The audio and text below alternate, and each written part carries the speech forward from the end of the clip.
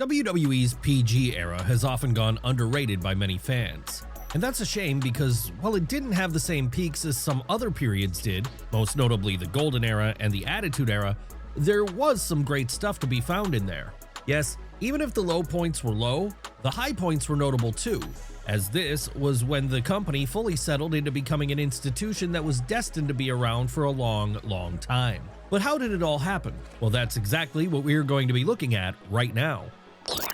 Throughout the 2000s, WWE had been a company which often felt like it was trying to rediscover who it was following the heights of the Attitude Era. And this could be seen in the early parts of the decade where it still seemed to be living off of the fumes of the Crash TV style of Vince Russo, the mid-2000s where it was establishing a new group of top stars in John Cena, Dave Bautista, Randy Orton, and Edge, or the late 2000s, where after the Chris Benoit incident created a major worldwide news story, Vince McMahon fully had to tone down the edgier parts of his product.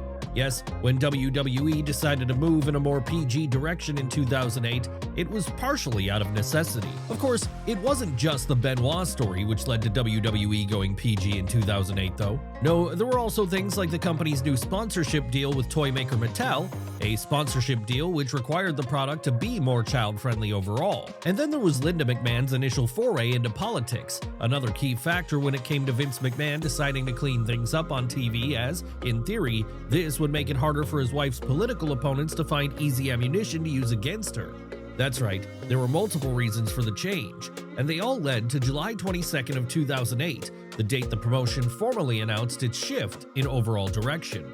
What would this mean in terms of the on-screen product? Well, the days of things like blood and bad language being used, or some of the more violent matches being seen on TV were now gone, as the whole show started to feel more in line with what had previously been seen during the Golden Era.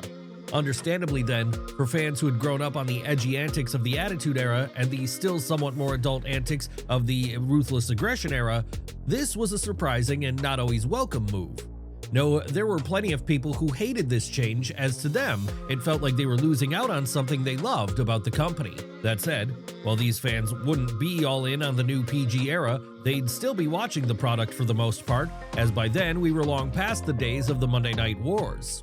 So for that reason then, if you wanted to see big league wrestling in North America, it was WWE or nothing. And the kids who had been enjoying the show before largely seemed to keep enjoying it here too, as to them it must have felt like the logical next step for a company that had already been built around a kid-friendly superhero in John Cena for years already, someone who himself adapted easily to the change in direction. Of course, not all of the wrestlers were happy with the new limitations, however, especially not those legends who'd been around during the late 90s, but they'd quickly learn to work around these and reinvent themselves wherever necessary. And that was evident during the early months of this era when Chris Jericho and Shawn Michaels were able to masterfully segue their excellent Feud of the Year contender over into this new blood-free style without skipping a beat. Yes, it's hard to believe that such a great program actually crossed the line dividing the Ruthless Aggression era and the PG era, because it was just as strong throughout, but it did. And it proved early on that this new period in the company's history was not going to be the complete handcuffing that some feared it would be. Hell, there were even some other performers not named John Cena who actually welcomed this change in direction, as while the Ruthless Aggression era had been popular with the core fan base, it was undeniably getting stale come the end of the 2000s, largely because it felt like WWE was resting on its laurels with repetitive creative and the same group of stars clogging up the main event scene over and over again. So for those who were happy with the change, it represented a chance to rethink things and maybe even get extra creative, something which a lot of great artists have done historically when limitations have been placed upon them. And no one was more happy to embrace this change in creative direction than the women's division, a division which had long been reduced to a sideshow act come 2008. After all, even with the efforts of people like Trish Stratus, Lita, Mickie James, just to name a few, it had been all too easy for them to end up becoming the bathroom break match of any given show, an excuse for titillation as they took part in bikini contests and feuds centered around Playboy shoots. Now that the PG era meant such things would no longer fly though, that changed, and things started going in a better direction for the ladies, one in which they'd be treated more seriously. Sure, we were still a long way from the women's revolution of the mid-2010s, the period where performers such as Becky Lynch, Charlotte Flair, Sasha Banks, and Bayley completely changed the game for the division. Hell, it remained the Divas era for the time being. But at least now this Divas era was less about watching the women being forced to show off their bodies for a largely male audience, and more about them bringing in a new audience of young women through things like Total Divas and later Total Bellas too, something which fully came to fruition as the 2010s got going. So needless to say then, all of this made sponsors and shareholders very happy, as with WWE long since having become a publicly traded company by then, it made them much more attractive to Wall Street as more and more high-level sponsors were brought on board. Really, for as much as a percentage of the audience were unhappy with how things were going, the fact that so many parents now felt comfortable letting their children watch again was a big part of the reason Vince McMahon's promotion was able to turn into a juggernaut institution here. Yes, it had been very successful before, but the PG era to come would mark the point where it officially became too big to fail, as the money being brought in by the more child-friendly content of the show reached staggering levels. Seriously, while WWE had always branded themselves as sports entertainment, this was the point they fully leaned away from being a mere wrestling company and more into the idea of being a multimedia empire, one with its own movie division, dedicated training center for rookies, and eventually a streaming service. That said, all of this was behind-the-scenes stuff more attractive to businessmen than it was to average fans. No, for the average fans, the focus still remained on the TV product, and what they really wanted to see from this as the new decade approached was some new stars getting pushed. Sadly though, there wouldn't be a huge amount of that happening here, not right away at least. No, in terms of the names who were dominating the show, that would largely remain the same for the rest of the decade, with names such as the aforementioned John Cena, Dave Bautista, Randy Orton, and Edge controlling the main event scene alongside others like Triple H, The Undertaker, Chris Jericho, and Shawn Michaels. Hell, when it came to Big Match John, it felt like all he ever did after a while was have the same feud over and over again with the appointed villain of any given month. Sure, Cena remained popular with kids who enjoyed his Hulk Hogan-style antics throughout this period, but even for them, the whole thing had a shelf life which was fast approaching its end date, and that made it all the more damaging to the company when one of the more notable attempts to actually build a next generation of stars here flopped so badly. What was this attempt?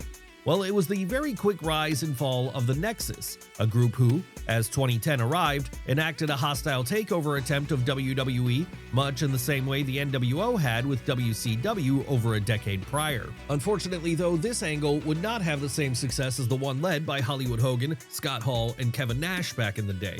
No, despite there being a lot of promising fresh acts within this group, acts like Wade Barrett, Ryback, and a young Bray Wyatt, it all ended with the group being absolutely buried by the more established names, mainly John Cena himself. And that sent a very clear message to the fans that the old stars were the only ones who could really get over, even if their acts were growing increasingly tired. Hell, even Attitude Era legends who regularly showed up for things like Legends Nights would be routinely put on a higher level than young up-and-coming performers, something which only served to further the belief that the present day had no one that could compare to the older names of the past. That said, there were a couple of performers who did manage to start breaking out at the turn of the decade, with the most notable of these probably being Sheamus, Jeff Hardy, and CM Punk.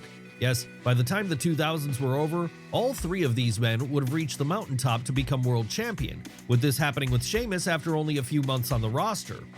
Unfortunately though, in the case of the charismatic Enigma, he'd be gone not long after this, as his continued substance abuse issues meant it was no longer possible for him to represent the WWE product in this current iteration.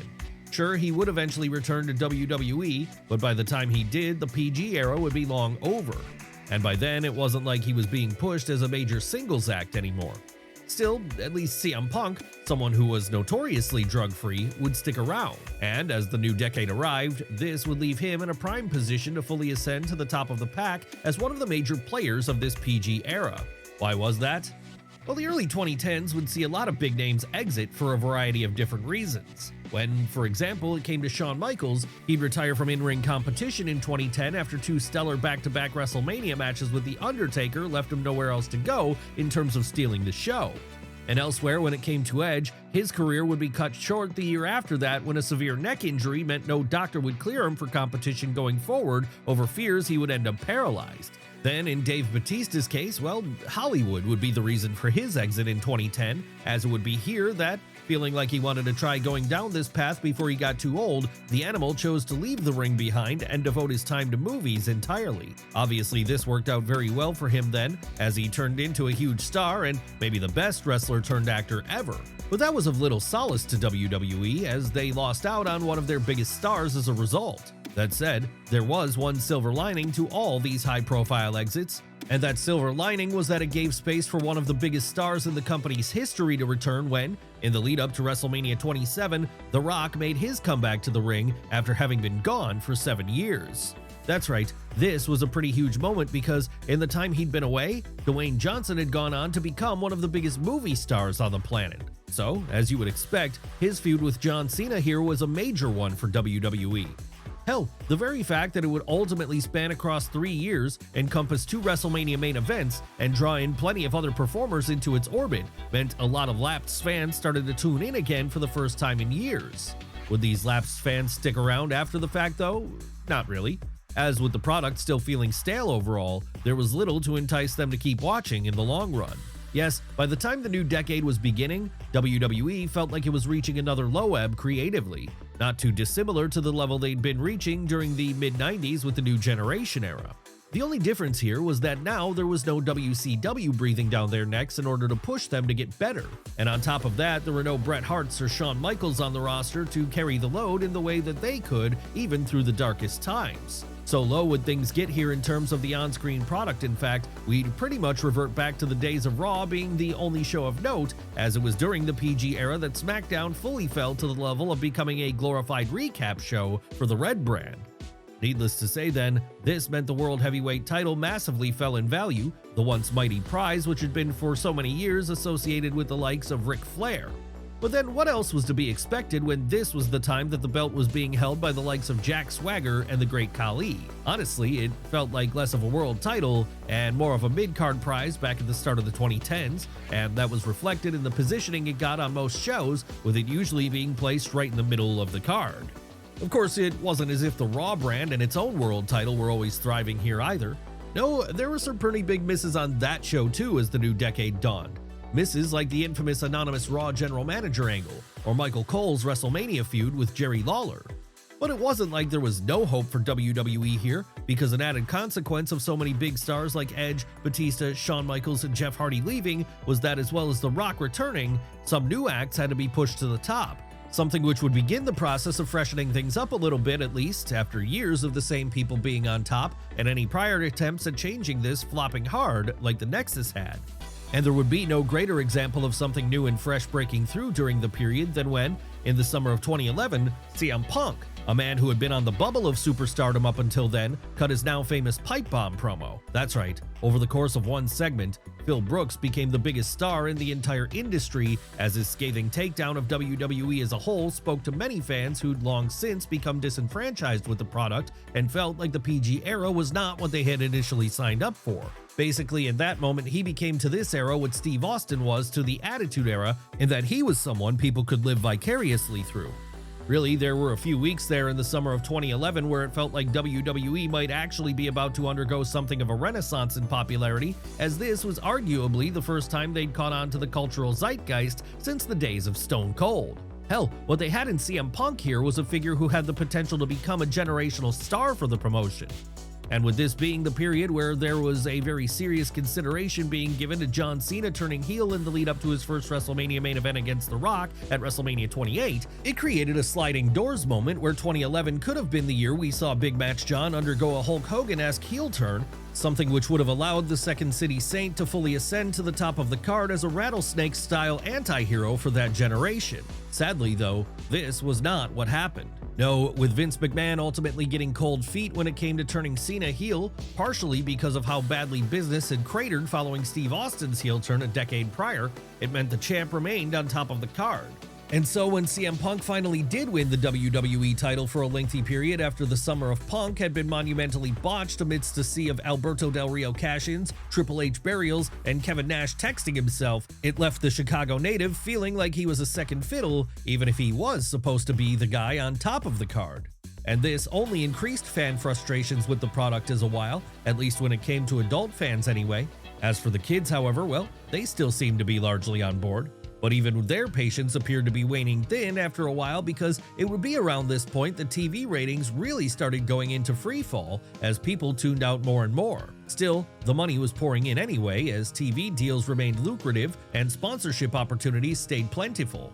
So it wasn't like WWE were in danger financially or anything. No, as we said earlier, this was the point they fully became too big to fail in that respect, as they ascended to the level of being a pop culture institution. But even if this was the case, it wasn't as if Vince McMahon was completely resistant to change. No, he understood all too well that fan engagement remained important, and so that was why it would be around here that his stance on certain types of acts started to change. What was this change? Well, after years of the boss only being willing to see one type of performer as capable of being a main event star in WWE, that hardline opinion began to soften.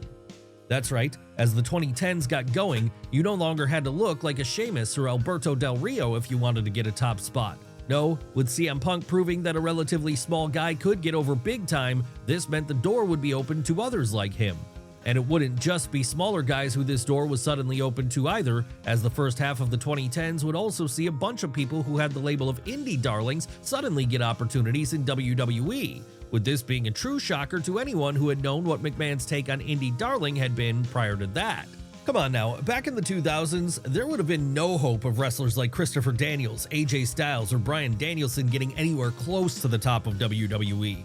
Hell, there would have been little to no chance they'd ever be employed by Vince McMahon at all. But by the end of 2011, the American Dragon would be in possession of the World Heavyweight title. And this was only the start of his rise as it happened, because over the next few years, his popularity with WWE fans would increase exponentially as that audience became more and more attuned to the style of places like Ring of Honor and New Japan.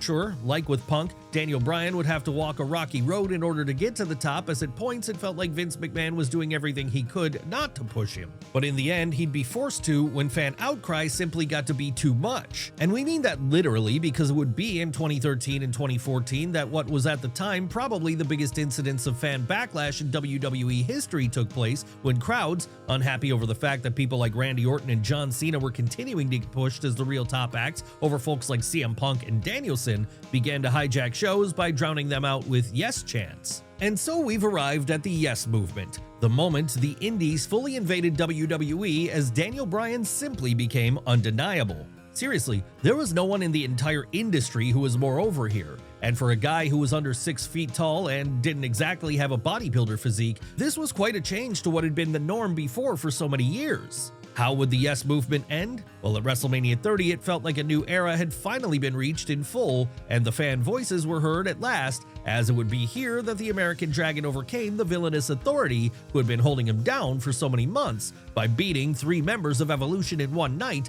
to become WWE World Heavyweight Champion. And that wasn't the only big moment happening at WrestleMania 30 which signaled that a change was happening.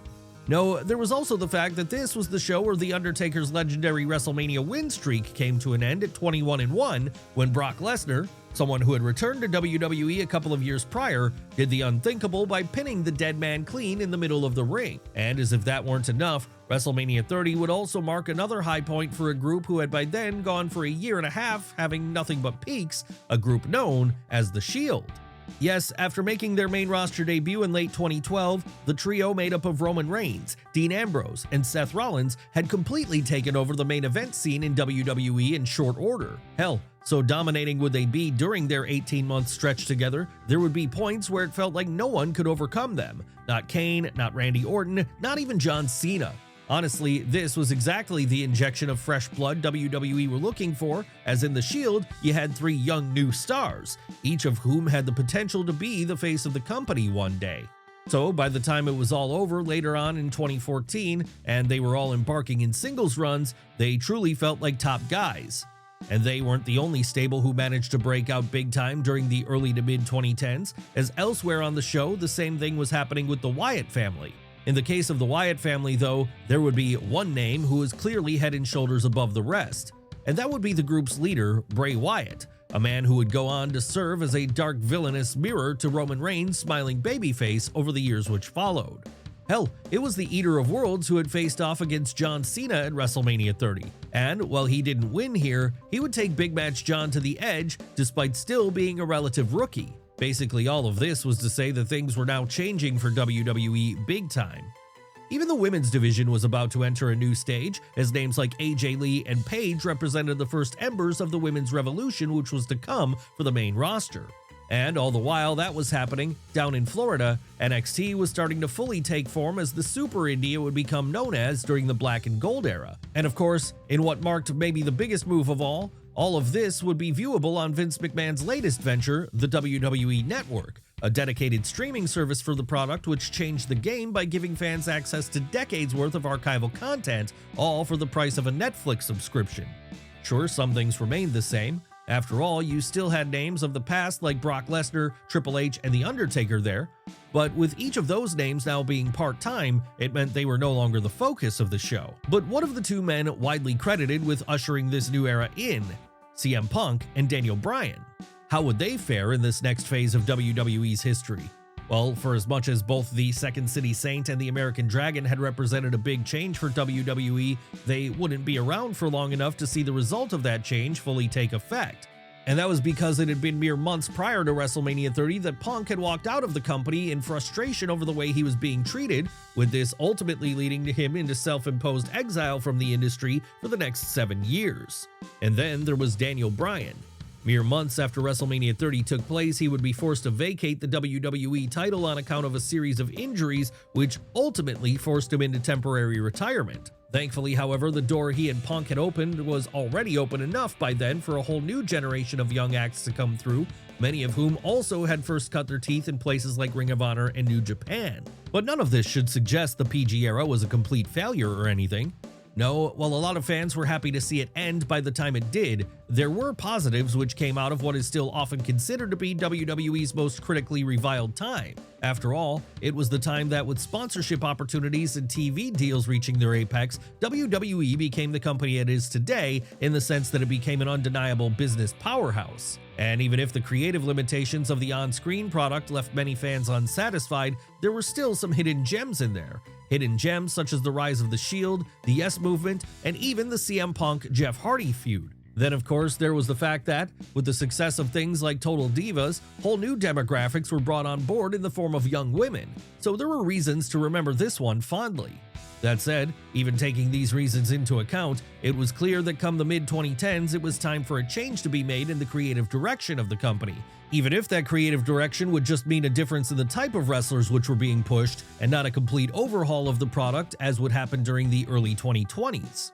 Yes, from here on in, the prior holdover generation, most of which came from the Ruthless Aggression era, would finally begin to take a back seat, as Roman Reigns, Seth Rollins, Becky Lynch, Charlotte Flair, and more took their rightful place in the spotlight. That's right, in many ways, that future is one we would have never been able to get to were it not for the PG era serving as an oh-so-important bridge, one which may forever go unappreciated but will always have a place in the company's history.